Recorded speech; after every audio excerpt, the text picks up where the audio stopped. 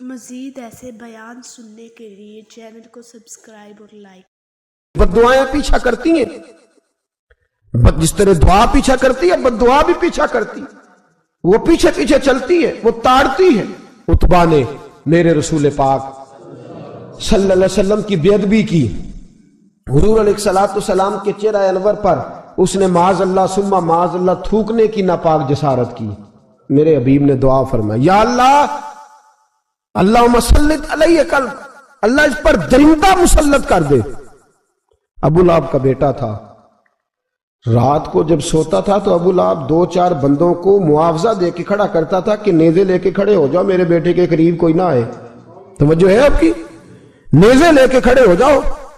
لوگ کہتے تو انہیں نبی بھی نہیں مانتا اور بات ہر ایک مانتا ہے، پیغمبر بھی نہیں مانتا، تو ان کے جملے کہنے لگا میں مانوں نہ مانوں بات الگ ہے، لیکن میرا تجربہ ہے جو اس کے منہ سے نکل جاتا ہے وہ ہو جاتا ہے، جو ان کی زبان اطہر سے نکل جاتا ہے وہ۔ ایک سفر پہ جا رہے تھے، قیام کرنا تھا، سونا تھا، 4 پہیاں لگی چاروں جانب، تو بیچ میں ابو لہب نے اپنے بیٹے کی 4 پائی لگائی، بیچ میں۔ جاگ رہے ہیں آپ لوگ؟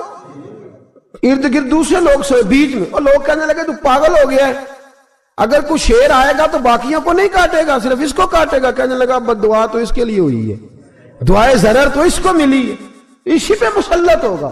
شیر آیا رات کے اندھیرے میں، لوگ تھکے ہوئے تھے، ایک بندہ جاگ رہا تھا، وہ کہتا ہے اس نے سب کے منہ سونگے لیکن کسی کو اس نے تکلیف، کسی کو تکلیف، سونگتے سونگتے عتبہ تک آیا۔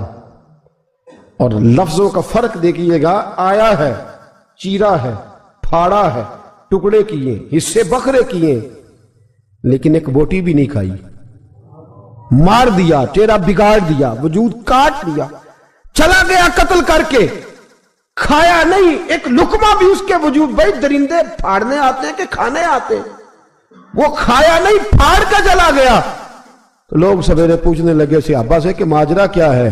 تو گویا صحابہ زبان حال سے کہہ رہے تھے گستاخ کا گوشت گندا ہوتا ہے، جانور بھی نہیں کھایا کرتے، گندا ہوتا ہے، یہ ہے میت کسی بے ادب کی، منہ دکھانے کے قابل نہیں ہے، ان کے دشمن پہ لعنت خدا کی، وہ رحم پانے کے قابل نہیں ہے۔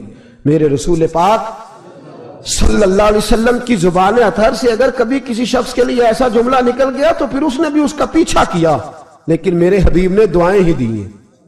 ام حرام، یہ بخاری کی حدیث ہے، ایک خاتون ہے رضی اللہ تعالیٰ عنہ، وہ کہتی ہیں ایک دن نا میں نے کہا یا رسول اللہ میرا دل کرتا ہے میرے گھر آئیں، تو حضور تشریف لائے تو بڑے تھکے ہوئے، محبوب سفر تھا، تو کہتے تھکے ہوئے تشریف لائے تو حضور آ کے بیٹھے ہی تو میں نے دیکھا کہ نیند کی طرف توجہ ہے حضور کی، کہتے میں نے تکیہ پیش کیا تو میں قربان جاؤں محبوب میرے گھر میں آرام کرنے لگے۔ کہتی ہم سارے نظارے دینے لگے، دیکھو ہم کتنے خوش قسمت ہیں کہ ہمارے بسترے بھی نور نالا نور ہو گئے، ہمارا گھر بھی چمک گیا، روشنی پھیل گئی۔ کہتے ہیں حضور سوئے جب اٹھے نا تو مسکرا رہے تھے، حضور اٹھے تو اس زمانے میں کوئی تصور نہیں تھا بیڑی بیرے کا، کشتی جو سمندر میں چلتی ہے اس کا تصور ہی نہیں تھا، ابھی قریب قریب نہیں بنتی تھی وہ کشتیاں، دور دور علاقوں میں بنتی تھی، اور اگر بنتی بھی تھی تو ان میں بیٹھ کے مجاہد نہیں جاتے تھے، مجاہد خشکیوں کے رستے جایا کرتے تھے۔ بی بی کہتی ہیں حضور اٹھے تو مسکرا رہے تھے، تو میں نے کہا حضور آپ کیوں مسکرا رہے ہیں، خیر تو ہے؟ تو نبی پاک نے فرمایا میں نے دیکھا ہے سوتے ہوئے کہ میری کچھ امت کشتیوں پر بیٹھ کے بھی کافروں کے خلاف جہاد کرے گی، دریاؤں میں بھی، اقبال نے کہا نا دشت تو دشت ہے دریا بھی نہ چھوڑے ہم نے، بحر ظلمات میں دوڑا دیے گھوڑے ہم، کشتیوں میں بھی جہاد کرے گی میں نے دیکھا ہے۔ تو کہتی ہے میں نے فٹافٹ کہا یا رسول اللہ مجھے بھی شامل کر دے ان میں، حضور مجھے بھی ان میں، حضور ذرا جلدی جلدی دیکھا جو ان کو بانٹتے، تو میں نے بھی بڑھ کے پیار سے دستے عطا کے سامنے دستے طلب بڑھا دیا، میں نے بھی آگے بڑھ کے کہا حضور تھوڑی خیر ادھر، حضور مجھے بھی شامل کر دے۔ کہتے پہلے بوڑھی تھی، نبی پاک نے ہاتھ اٹھائے کہ یا اللہ اس کو بھی ان میں شامل کر دے۔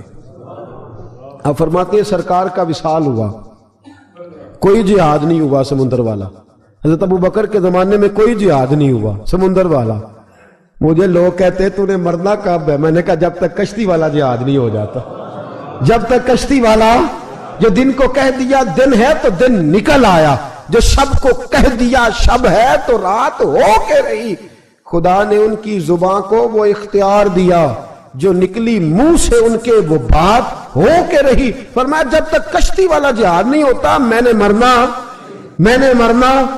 تو پھر بابے کو کہنے دو نا عرش فرشتے بانگا ملیاں مکے پہ گئی شور اور بلے شاہ ایسا نہیں مرنا.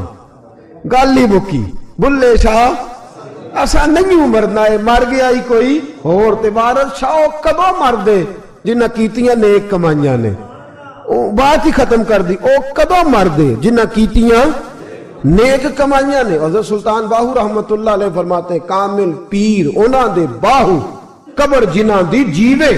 فرمایا میں نہیں مرتی. حضرت اسرائیل نہیں آتے وہ چھو کے گزریں گے. کہتے بہنیں بھی چلی گئیں بھائی بھی چلے گئے خامد بھی چلا گیا بچے بھی کئی گئے اور میں اسی حالت میں. حضرت ابو بکر صدیق کا وصال ہوا, حضرت عمر کا وصال ہوا, حضرت عثمان کا گن رہے ہیں آپ لوگ. حضرت ابو بکر کے 2.25 سال, حضرت سیدنا عمر فاروق کے کم و بیش 10 سال, حضرت عثمان غنی کے تقریباً 11.5 سال. کتنا عرصہ ہو گیا کہتی ہیں کوئی. پھر حضرت علی کے 4.5 سال. بی بی کہتی ہے میں تر و تازہ تندرست کی تندرست لوگ پہتے ہو بی بی تیرے ساتھ والے سارے چلے گئے تو کب جائے گی. تو میں کہتی ساڑھے نبی دی زبان ساڑھے واسطے قرآن میں کیسے جاؤں ابھی جہاد ہی نہیں ہوا. کہتے ہیں خلفائے راشدین نے پردہ کیا. حضرت امیر معاویہ کا دور آیا اور حضرت امیر معاویہ نے قسطنطنیہ کے لیے جب مجاہد بھیجے تو سمندر کا رستہ تھا. کہتی ہیں جب سواریاں جانے لگی تو کہنے لگے کچھ بیویوں کی بھی ضرورت ہے کھانا پکانے کے لیے. کہتی ہے میں ہاتھ بھی کھڑا کرتی رہی درود بھی پڑھتی رہی اور محمد کی صداقت پر شکر بھی ادا کرتی رہی. کہتے ہیں میں نے ہاتھ کھڑا کیا تو مجھے کچھ لوگ کہنے لگے بی بی تو سلیکٹ ہو جائے گی تو بوڑھی ہے. تو کہتی ہے میں نے کہا سلیکٹ ہو کیا جاؤں گی مجھے جانے والے سلیکٹ کر کے گئے ہیں. مجھے سلیکٹ کیا گیا ہے جنہوں نے ظاہری پردہ کیا ہے نا سلیکٹ مجھے حضور نے دعا کر دی تھی تو نبی پاک کی دعا. فرماتی ہم نے کشتی میں بھی بیٹھی جہاد بھی کیا اور جس دن وہ جہاد ختم ہوا حضرت ام حرام کا وصال ہو گیا. تو لوگوں سے پوچھتے بی بی چلی گئی کہنے لگے ہاں مصطفیٰ کا کیا ہوا وعدہ جو پورا ہو گیا ہے. میرے محبوب نے جس کو دعا دے دی میرے رسول کریم نے جس کے لیے دعا کر دی. دوسرا درجہ والد کا. اگرچہ رسول پاک علیہ السلام کے والد گرامی آپ کی ولادت سے قبل تشریف لے گئے تھے لیکن میرے حبیب پاک علیہ السلام نے جناب ابو طالب کے ساتھ جو رویہ رکھا اور پھر حضرت عباس کے ساتھ جو رویہ رکھا پتہ کیا حال تھا. جب رسول پاک علیہ السلام فرماتے غربت تھی تو مجھے جناب ابو طالب نے پالا. ان کی زوجہ حضرت فاطمہ بنت اسد رضی اللہ تعالیٰ عنہ جو جناب علی المرتضیٰ کی والدہ ہیں فرماتے ہیں کہ انہوں نے میری بڑی خدمت کی مجھے گھر میں رکھا پیار سے رکھا. میرے والد اور والدہ کے وصال کے بعد چچا کے جانے دادا کے جانے کے بعد چچا اور چچی نے پالا اور اس گھر کو ایک مکمل ماحول فراہم کیا. پھر ایک وقت آیا کہ جناب ابو طالب پہ غربت آئی. نبی کریم صلی اللہ علیہ وسلم بکریاں چرانے جاتے تھے اور وہاں سے جو اجرت لے کے آتے تھے سیدھی لا کے چچا کی ہتھیلی پہ رکھتے اور فرماتے تھے کہ چچا آپ اپنے مصارف کے لیے اس کو خرچ کر سکتے ہیں یہ عالم. اور پھر چچا نے بھی تو کمال کر دی نا. سارے لوگ کٹھے ہو کے آ گئے نا حضرت ابو طالب کے پاس اور آ کے کہا کہ جناب اپنے بھتیجے کو منع کیجیے ورنہ ساری برادری آپ کی مخالفت کرے گی. حد ہو گئی.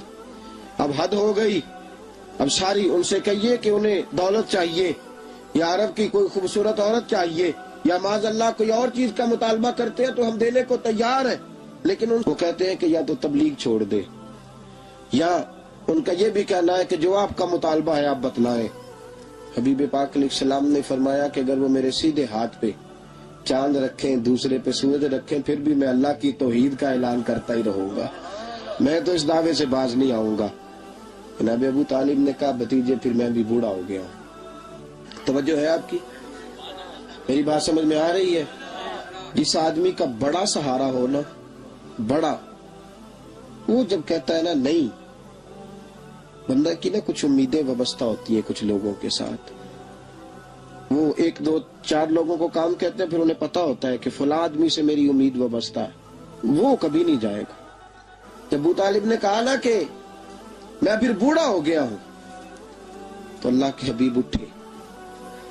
حضور سید عالم صلی اللہ علیہ وسلم کی مقدس آنکھوں میں آنسو ہے، گویا حضور فرما رہے ہیں کہ چچا باپ کلفت بھائی کی نہیں کرتا جائیداد کے تنازع میں جتنی بھتیجے اٹھ کے کرتے۔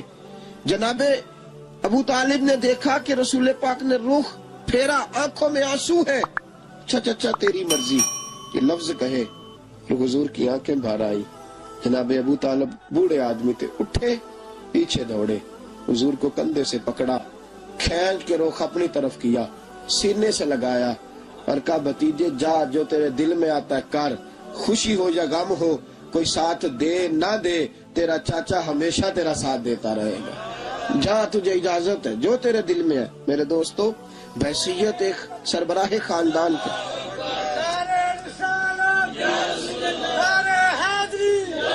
اب ان رشتوں کا تقدس، اور پھر جب جناب ابو طالب کا وصال ہوا اور جناب ختیۃ الکبریٰ بھی اسی سال میں گئی، تو عام الحزن کہا یہ غم کا سال ہے، یہ غم کا سال۔ رشتوں کا تقدس جو نبی پاک علیہ السلام کے آنے پہ قائم ہوا، قبل اس کے انسانیت اس سے آشنا نہ تھی۔ رشتوں کو جو محبت اور خلوص کا رنگ میرے مصطفیٰ نے عطا فرمایا، دنیا کے کسی قانون میں اس کا تصور بھی نہیں کیا جا سکتا۔ اللہ علیہ کے پاس نا ایک بوڑھی اماں اپنا بیٹا چھوڑ گئی،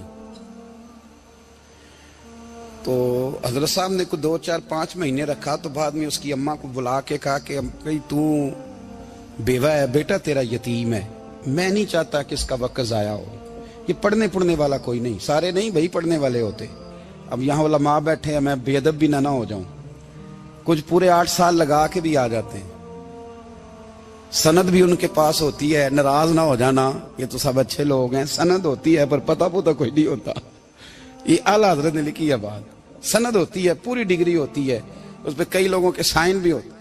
تو بہت سارے طالب علم ایسے ہوتے ہیں جو مدارس میں کہتے ہیں میں فاضل فلاں ہوں، لیکن کوئی شے پاس، تو مولانا سردار احمد صاحب محدث اعظم پاکستان رحمۃ اللہ علیہ اس بوڑھی کو کہنے لگے تیرا بیٹا کون دینا ہے، پڑھنا پڑھانا اس نے کچھ بھی نہیں، تو یتیم بچہ ہے، کل کو تو کہے گی کہ میرے بیٹے نے وقت ضائع کیا تو واپس لے جاؤ۔ بوڑھی اماں رونے لگ گئی، کہنے لگی میں پڑھانے تو نہیں لائی تھی، میں تو آپ کو رب کا ولی سمجھتی ہوں، میں تو نوکری کرانے لائی تھی، نوکری۔ حضرت انس بن مالک کہتے ہیں میری اماں بھی حضور کی بارگاہ میں دے گئی تھی، تو حضور کی بارگاہ میں یہ نہیں کہا تھا کہ یا رسول اللہ پڑھا دیں، ہاں میں ذمہ داری سے بات کر رہا ہوں، یہ نہیں کہا تھا حضور مجاہد بنا دیں، یہ تھوڑی کہا تھا کہ یا رسول اللہ صلی اللہ تعالی علیہ وسلم سے مفسر محدث محقق مفتی بنا دیں۔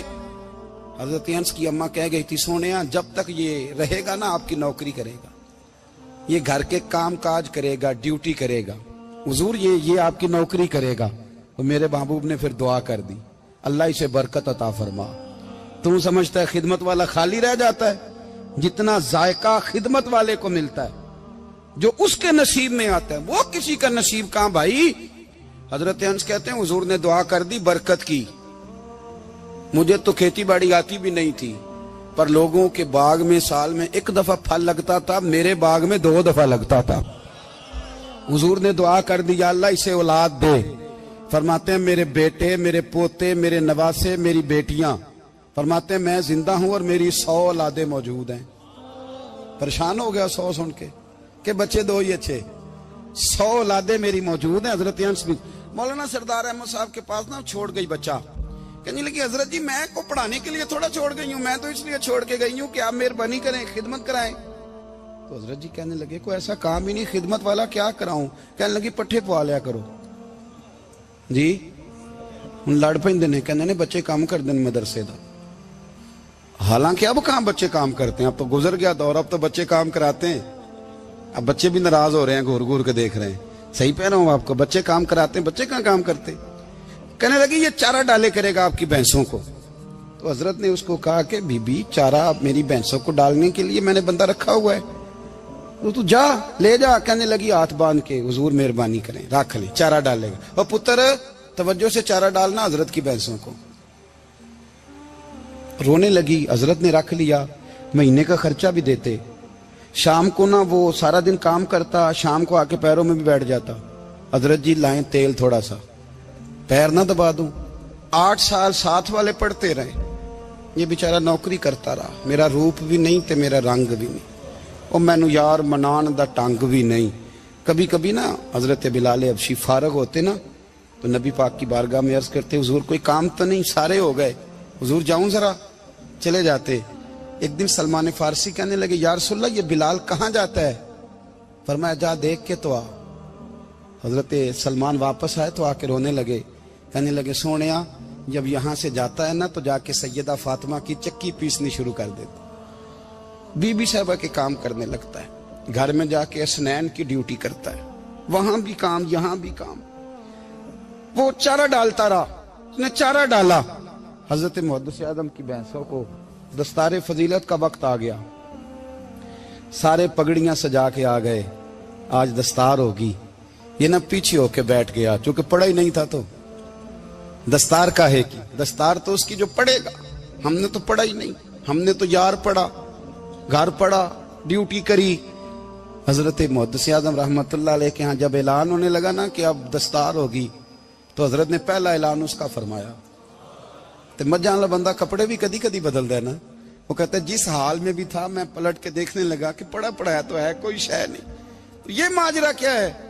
پیچھے سے اٹھ کے آئے تو کہتے ہیں باقیوں کی دستار کسی عالم نے کی, کسی صوفی نے کی, لیکن یہ بھینسوں کو چارہ ڈالنے والا جب آیا تو محدث اعظم نے فرمایا پگڑی کے بال کو کوئی ہاتھ نہ لگائے, یہ ساری دستار میں نے کرنی ہے. اور فرماتے ہیں حضرت بال بھی دیتے جاتے تھے اور آنسو بھی بہاتے جاتے تھے, ماتھا بھی چومتے تھے, اور فرماتے تھے دستار کے بعد چلا تو نہیں جائے گا یار, مجھے تو عبادت بھی نہیں رہ گئی, مجھے تو چابیوں کو بھی نہیں پتا کون سی کہاں رہتی ہے, جائے گا تو نہیں تو رو پڑا. کہنے لگا سونیا جائے تو وہ جس کے پلے کچھ ہے ہو, آتا جاتا تو ہے کچھ نہیں, مجھے کس نے رکھنا ہے, میں نے کہاں جانا ہے, ادھر کہاں تو ادھر ہی رہوں گا.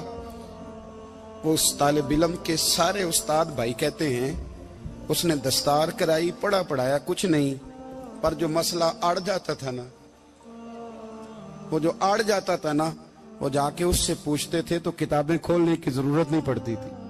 حضرت ام سلمہ رضی اللہ تعالیٰ عنہ کہتی ہے میں نے عرض کی یا رسول اللہ صلی اللہ علیہ وسلم میری بچی بڑی بیمار ہے, تو مجھے کسی نے کہا ہے یہ تھوڑی سی نشے والی چیز ہے, یہ بنا کے تیار کر کے دو, صحیح ہو جائے گی. بیمار ہے بچی تو یہ نشے والی چیز ہے, اس کو تیار کر کے دو, تھوڑا نشہ ہے. اگرچہ بعض, میں نے شروع میں کہا, بعض لوگ مریض کو, سخت مریض کو ایسی ادویات جو مجبوری بن جائے اس کی گنجائش اور اجازت دیتے ہیں. محتاط علماء تو اس میں بھی بہت ساری چیزیں پہلے بیان کرتے ہیں, لیکن اس نے کہا جی میرا نشہ دینا ہے شفا کے لیے. حضرت ام سلمہ کہتی ہے میرے نبی پاک نے میری طرف دیکھا, میری طرف, تو میں نے کہا یا رسول اللہ آپ کیا فرمانا چاہ رہے ہیں؟ تو نبی پاک نے فرمایا ام سلمہ کبھی ناپاک چیز میں بھی شفا ہوئی ہے, کبھی ناپاک چیز میں بھی, کبھی شراب اور خمر میں بھی شفا ہو سکتی ہے. شفا رب کریم نے رکھی ہے پر شہد کے اندر رکھی ہوئی ہے, شفا اللہ نے رکھی ہے قرآن مجید میں رکھی ہوئی ہے. تو اس میں بھی کبھی یہ حضور نے بیان کیا ہے کہ اس کے اندر شفا ہو سکتی, تو امت کتنی دلیری کرتی ہے جو یہ مشورے دیتی ہے کہ اس کے اندر نشہ ہے, شراب ہے, تو کھانسی چلی جائے گی تو فلانی بیماری چلی جائے گی.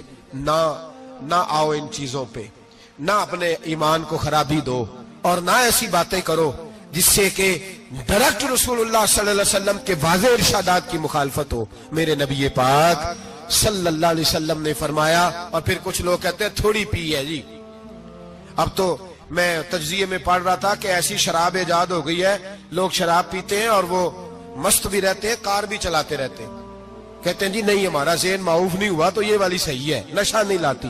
میرے نبی پاک صلی اللہ علیہ وسلم نے فرمایا جس چیز کی تھوڑی مقدار, زیادہ مقدار حرام ہے اس چیز کی تھوڑی مقدار بھی حرام ہے, جس کی زیادہ مقدار حرام ہے اس کی تھوڑی بھی. تو خمر اور شراب اگر فل پینا جائز نہیں تو تھوڑی پینا بھی جائز, یہ حرام ہے اور حرام تھی اور قیامت تک حرام ہی رہے گی. میرے نبی پاک صلی اللہ علیہ وسلم نے منع کیا اور حضور نے اظہار ناپسندیدگی فرمایا, فرمایا 40 دن تو عبادت ہی قبول نہیں ہوتی شراب پینے والے جب تک سچی توبہ نہ کرے. یہ لفظ جب ادا کرتا ہوں تو شرم سے میری زبان لڑکھڑاتی ہے کہ یار درباروں پہ بھی نشہ بکتا ہے. میں یہ بات کر رہا ہوں صوفیاء کا ترجمان، درباروں پہ مزاروں پہ. اور سجادہ نشینوں، تمہیں زمین نگل جائے، آسمان تمہیں لے اڑے، تم پر قہر نازل ہو، تم نے باپ دفن کر کے تو وہاں نشے کا اڈا بنا لیا، ماؤں سے بیٹے چھیننے لگے ہو، عورتوں کے سروں سے کپڑے چھیننے لگے ہو، سہاگ مارنے لگے ہو، بیٹیاں اور بیٹے یتیم کرنے لگے ہو، نشہ بیچتے ہو درباروں اور مزاروں پہ. یہ تماشا لگ گیا. آپ کیسے کروں یہ بات، پر کرنی پڑ رہی ہے، مجبوری ہے، یہ مضمون مکمل نہیں ہو سکتا. بند کر دیں وہ دربار، ہمیں نہیں چاہیے جن درباروں پہ نشہ بکتا ہے. میں ذمہ داری سے کہہ رہا ہوں، بات ریکارڈ ہو رہی ہے. جوتے کی نوک پہ وہ سجادہ نشین جو امت کو ڈرگز دیتا ہے، وہ سجادہ نشین کا ڈیرا نہیں، وہ گند کا اڈا ہے. وہاں سے فیض نہیں مل رہا، امت کی تباہی ہو رہی ہے. بتا دو، پھیلا دو. اس کو اعتراض کرنا کرو. میرے رسول پاک سید عالم صلی اللہ تعالی علیہ وسلم کا دین ضروری ہے، کسی پیر کی سجادگی ضروری؟ بولیے سجادگی ضروری؟ بڑی ذمہ داری سے کہہ رہا ہوں اور نمائندگی کر رہا ہوں اپنی جماعت کی. نہ ہمارے بزرگوں نے کل اس کی حمایت کی تھی، نہ آج کرتے ہیں، نہ قیامت تک کریں گے. بند کر دے وہ دربار اور مزار. بزرگ دنیا میں یہ کام کرنے آئے تھے اور ہماری سوچ اتنی گر گئی ہے، اتنے ہم کمزور ہو گئے. کہتے ہیں جب اس کو چڑھ جاتی ہے تو پھر بڑی معرفت کی باتیں سناتا ہے. تجھے شرم نہیں آئی ہے لفظ کہتے ہوئے؟ اب نشئی تجھے معرفت سکھائے گا؟ اب تو شرابی سے، بھنگی چرسی سے دین سیکھے گا؟ کہتے ہیں اس نے پی ہوئی تھی، چڑھی ہوئی تھی، وہ بات کر دی تو میرا کام بن گیا. اتنی گندی اور میلی سوچ صاحب ایمان کی ہوتی ہے. تو اب نشیوں سے جا کر دعائیں کرائے گا؟ سن، میرے نبی پاک صلی اللہ علیہ وسلم نے فرمایا جو شراب پی لے، نشہ کر لے، اس کی تو 40 دن تک عبادت رب قبول نہیں فرماتا. تو کہتا چڑھی ہوئی تھی تو اس نے دعا کر دی، تجھے شرم ہی نہیں آئی بات کرتے؟ حیا ہی نہیں کیا تو نے جملہ بولتے؟ یہ کوئی تصوف اور طریقت ہے؟ جاؤ اٹھا کے لے جاؤ. ایسی کوئی تصوف اور طریقت ہمیں نہیں چاہیے. ہمیں وہ والی طریقت چاہیے جس میں خدا کے قرآن کی بات ہوتی ہے اور محمد مصطفیٰ کے فرمان کی بات ہوتی ہے صلی اللہ علیہ وسلم. تو بھائی یاد رکھو، یہ کوئی طریقہ نہیں. ایک مزار ہے، مجھے ایک صاحب کہنے لگے آ جائیں یہاں بھی فاتحہ پڑھیں. میں نے کہا یہاں کیا ہے؟ کہنے لگے تھے تو بابا جی نشہ وشہ کرتے، پر اب سنا ہے لوگوں کی منتیں بڑی پوری ہوتی ہیں. مجھے جذبات بڑے کم آتے ہیں. میں نے اس آدمی کو گریبان سے پکڑ لی، میں کہ ادھر ہٹ، وہ تو نشہ کرتا تھا اور تو جاتا تھا، تیری یہ کیسے طاقت ہوئی؟ تو نے مجھے مشورہ دے دیا ہے، تو ہمیں کمزور سمجھتا ہے؟ ہم کمزور ایمان کے لوگ ہیں. اور میں یہاں تجھے کہوں گا نہیں نہیں میں یہاں نہیں جاتا، میں وہاں جاتا ہوں. بالکل کوئی لگی لپٹی بات نہیں، کھری بات. تصوف وہ، دربار وہ جہاں قرآن پڑھا جائے اور رسول اللہ کی حدیث سکھائی جائے، باقی کوئی مطلب نہیں کسی قسم کا. میں داتا صاحب کبھی جاؤں نا جلسہ کرنے کسی کام سے، کسی تقریب میں، تو میں داتا صاحب کے مزار پہ نہیں جاتا. میں کہتا ہوں یار یہ یرانہ نہیں کہ بندہ کسی کام آیا تھا تو فاتحہ پڑھ لی، واپس چلو. گکھڑ سے سپیشل آئیں گے داتا صاحب کے مزار پہ حاضری دیں گے، اور میرے سنگی گواہ ہیں کہ میں سپیشل ٹائم نکال کے بہت سارے کام چھوڑ کے سپیشل جاتا ہوں. اور میں مراد ماننے نہیں جاتا، میں داتا صاحب کا شکریہ ادا کر دے جاتا ہوں. میں ان سے کہتا ہوں حضور آپ کی مہربانی، آپ یہاں آئے تو ہمارے بڑے بھی رسول اللہ کے غلام بن گئے. میں تو سلام عقیدت پیش کرنے جاتا ہوں. ہم مزارات پر جانے کے قائل نہیں، بلکہ ہماری تو عقیدت کا درجہ ہی مکمل نہیں ہوتا جب تک ہم مزار پہ سلام نہ کریں. پر مزار داتا صاحب کا، مزار خواجہ معین الدین اجمیری کا، مزار غوث اعظم جیلانی کا، مزار محدث اعظم مولانا سردار احمد کا، مزار اولیاء کا، مزار میاں شیر محمد شرف پوری کا، مزار رب کریم کے بندوں کا. بھنگیوں چرسیوں کے مزار نہیں ہوتے، اور نام ان مزارات کے قائل ہیں؟ بالکل قائل نہیں ہم. میں تھوڑے دن پہلے لاہور گیا تھا تو میں کار میں میاں صاحب میاں شیر محمد شرف پوری کا ذکر کر رہا تھا. میں اپنے دوستوں سے کہہ رہا تھا یار بہت بڑا بابا ہوا ہے. تو مجھے کہنے لگی کرامت کیا ہے؟ میں نے کرامت یہ ہے کہ ساری زندگی سنت کا درس دیا ہے. تو مجھے کہنے لگے آپ کبھی گئے نہیں؟ میں نے کہا میں اسپیشل گیا تھا اور تھوڑے دنوں کے بعد پروگرام بناؤں گا تو میں ساتھ لے کے جاؤں گا. ہم مزارات کے قائل ہیں, حاضریاں دیں گے مزاروں پہ, لیکن بھنگیوں چرسیوں کے مزاروں پر جانے کے قائل ہیں. زور سے بولے, یہاں جانے کے قائل ہیں, کوئی عقیدہ نہیں ہے ہمارا. نشہ بکے گا اب مزاروں پہ, اب یہ تصوف ہوگا وہاں, یہ طریقت ہوگی. اور ملت پر رحم کھاؤ. خدا را اگر تمہارے قومی ادارے کہتے ہیں رپورٹ کرنے والے کہ 70 لاکھ پاکستانی نشہ کرتا ہے, تو کیا تمہیں یہ نہیں پتا کہ نشہ بیچتا کون ہے؟ کیا تمہیں یہ نہیں پتا کہ ڈرگز کا کاروبار کون کرتا ہے؟ اگر تمہیں یہ پتا ہے تو کیا یہ خبر نہیں تمہیں کہ ان رگوں پر یہ خون اتارتا کون ہے؟ میں اپنے بزرگوں سے معذرت کے ساتھ, نشے کا آغاز, ناراض تو نہیں ہو جائیں گے بزرگ, نوجوانوں کو میں لتاڑ لیتا ہوں لیکن بزرگوں کی عزت کرنا سنت ہے, تو میں بزرگوں سے معذرت کے ساتھ یہ یوں سمجھ لیے خوگرے حمد سے تھوڑا سا گلا بھی سن لے. نشہ سگریٹ سے شروع ہوتا ہے,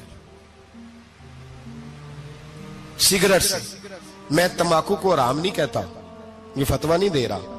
تمباکو کا حکم وہی ہے جو مولی کا ہے, جو کچے پیاز اور لہسن کا ہے, کہ آپ جب کھا لیتے ہیں تو منہ سے بدبو آتی ہے, تو آپ مسجد میں آئیں تو آنے سے پہلے مسواک کریں, منہ صاف کریں, پھر آپ آ جائیں, تو جائز ہے. مکروہ ہے لیکن حرام.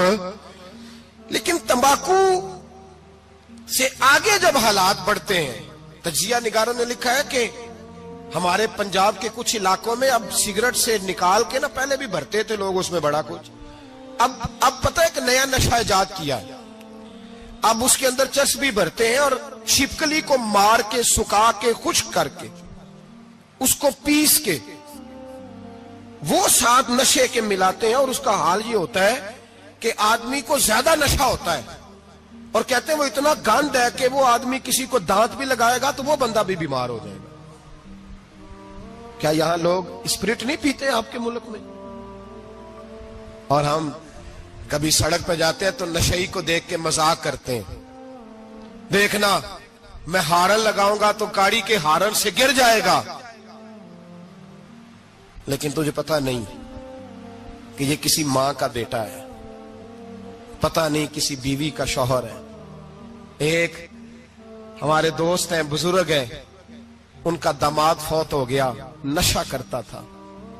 تو میں تعزیت کرنے ان کے گھر پہنچا تو کھڑے ہو گئے ہاتھ باندھ کے, کہنے لگے حضرت صاحب باقی ساریاں گلاں چھڑ دیو, صرف نشے تے تقریر کریا کرو. وہ جب جیتا تھا تو تب بھی اس کے بچے یتیم ہی تھے, یتیم ہی تھے. میری بیٹی جب میرے گھر آتی تھی اور میں اپنے پوتوں کے اترے کپڑے اسے پہننے کو دیتا تھا تو میرا کلیجہ پھٹتا تھا. اور میری بیٹی اس کی زندگی میں بھی بیوہ کی زندگی گزار رہی تھی, وہ میری بہوؤں کے اترے ہوئے کپڑے پہنتی تھی. کوئی دعا کرو, کوئی جلسے کرو, یہ لت ختم ہو جائے. اور کہنے لگا اب میرے وہ چلا تو گیا ہے, دادا دادی اس کے پہلے کوئی نہیں, چچا ہے کوئی نہیں, جب تک تو میں زندہ ہوں ان نواسوں کو کوئی روٹی کا لقمہ, کوئی کپڑا مل جائے گا. لیکن سوچتا ہوں میں بوڑھا ہوں, مر گیا تو ان کو کوئی پوچھے گا بھی نہیں, کون ان کی خبر. اتنا ظلم اس قوم سے, اتنی زیادتی. اور آرام سے لکھ کر لوگ گزر گئے کہ یہ 70 لاکھ ہے, ان کا درد تو سمجھو, تکلیف تو سمجھو. 7 فٹ کا سونا جوان اور نشے کا عادی ہے تو کسی نالی میں پڑا ہوا ہے. اور میں نے کہا اس قوم کے ساتھ اس سے بڑا بھیانک مذاق کیا ہوگا. کوئی دانشور تھا بڑا ظالم, اس ظالم سے کوئی مشورہ لینے آیا, اس نے آ کے کہا تو بڑا ظالم ہے, بڑے کڑوے مشورے دیتا ہے, میرا ایک دشمن ہے, میں اس سے بدلہ لینا چاہتا ہوں, میرا دل کرتا ہے اس کا بچہ قتل کر دوں تاکہ وہ تڑپے. تو ظالم نے کہا اسے قتل نہ کر, وہ تو اس کا باپ 2-4 مہینے رو کے چپ کر جائے گا, پھر میں سخت سزا دینا چاہتا ہوں, مشورہ دے. تو اس نے کہا اس کے بچے کو نشے پہ لگا دے, جس کا بچہ نشہ کرے گا وہ باپ روز مرے گا, روز جیے گا, وہ ماں روز مرے جیے گی, نشے پہ لگا دے. اس قوم کے ساتھ سب سے بڑا ظلم یہ ہوا کہ ملت کا جوان نشے پہ لگ گیا, ڈرگز پہ لگ گیا. اتنے تباہ حالات ہوئے کہ جوان چڑھتی جوانیاں, اماں نے کتاب دے کے بھیجا تھا اور کالج سے واپس آئے تو نشے کے ٹیکے ہاتھوں میں پکڑے ہوئے، ٹیکے۔ اور آپ کے اس ملک کے اسلام آباد میں ایک دن میڈیا نے وہ خبر بھی وائرل کی اور وہ چیز بھی دکھائی لوگوں کو، 3 مہینے کا بچہ لے کے نشئی سڑک پہ آ گیا، اس نے کہا میرا نشہ ختم ہو گیا، میرا بچہ خرید لو، 2 پڑیاں دے دو۔ تو وہاں بیبیاں جو سن رہی تھی وہ بھی چیخے مار کے رو رہی تھی۔ یہ ظلم کیا اس قوم کے ساتھ، اور کرپشن کی لعنت نے اجازت دی سپلائی کرنے والوں کو کہ گلی گلی بیچے، گلی گلی۔ انہوں نے کچھ تھوڑا ظلم نہیں کیا ان حکمرانوں نے، اور ہماری اپوزیشن اس کو نہ صرف اتنا پتا ہے کہ یہ جائیں اور ہم آئیں، اس سے زیادہ کوئی غرض نہیں۔ بھائی کرپشن کے خلاف نکلے ہو تم، نشے کے خلاف کس دن نکلو گے؟ جوئے کے خلاف کس دن؟ قوم تو مر رہی ہے نشے سے، اس کے خلاف میدان میں کب آؤ گے؟ صرف اتنا ہے کہ یہ جائیں اور ہماری باری آئے، اس سے زیادہ کچھ نہیں۔